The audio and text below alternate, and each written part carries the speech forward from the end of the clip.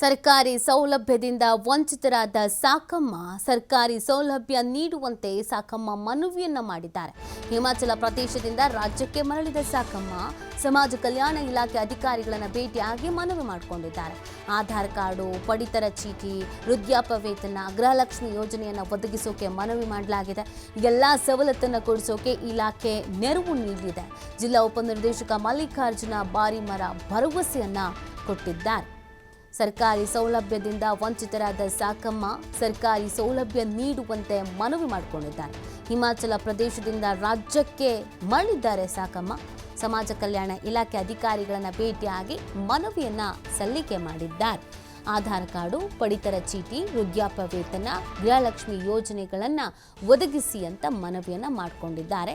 ಇನ್ನು ಎಲ್ಲ ಸವಲತ್ತನ್ನು ಕೊಡಿಸೋದಕ್ಕೆ ಇಲಾಖೆ ನೆರವು ನೀಡುತ್ತೆ ಅಂತ ಜಿಲ್ಲಾ ಉಪನಿರ್ದೇಶಕ ಮಲ್ಲಿಕಾರ್ಜುನ ಬಾರಿಮರ ಕೂಡ ಇದೇ ಸಂದರ್ಭದಲ್ಲಿ ಭರವಸೆಯನ್ನು ಕೊಟ್ಟಿದ್ದಾರೆ.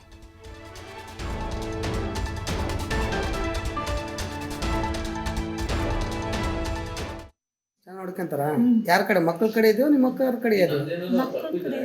ಮಕ್ಕಳ ಕಡೆ ಯಾರು ಮಕ್ಕಳು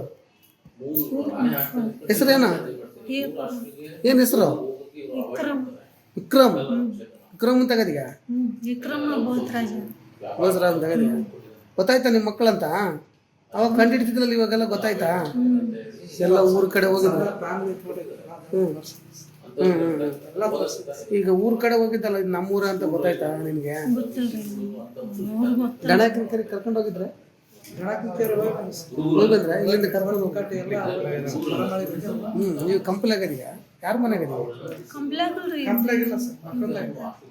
ಯಾವ ಊರು? ಉಗುರಟಾಗದ್ರೇನಾ? ಇವ್ರು ಕರ್ಕೊಂಬಂದಾರ ಮೊಮ್ಮಕ್ಕಳು? I am last. ನೀವು ಲಾಸ್ಟ್ ಅಲ್ಲ? ನೀವು ಲಾಸ್ಟ್ ಮಗಳು?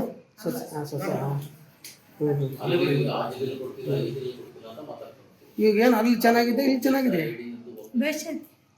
ಅಲ್ಲ? ಈಗ ಬೇಸ್ ಆರಾಮಿದೆಯಾ? ಚೆನ್ನಾಗಿ ನೋಡ್ಕೊಂತಾರ? ಯಾರ ಕಡೆ ಮಕ್ಕಳ ಕಡೆ ಇದೆಯೋ ನಿಮ್ಮ ಮಕ್ಕಳ ಕಡೆ ಇದೆಯೋ? ಮಕ್ಕಳ ಕಡೆ.